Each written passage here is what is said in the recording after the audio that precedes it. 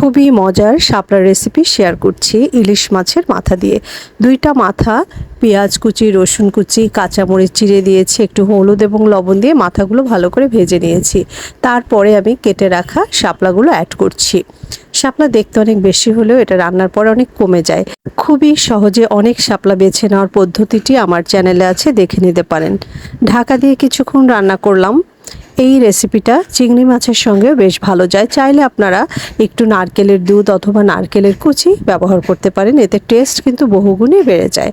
ঢাকা দিয়ে কিছুক্ষণ রান্না করার পরে দেখেন এটা পরিমাণে একেবারে কমে গেছে। এটা অনেক বেশি সময় রান্না করতে নেই, তাতে ঘেটে যায়।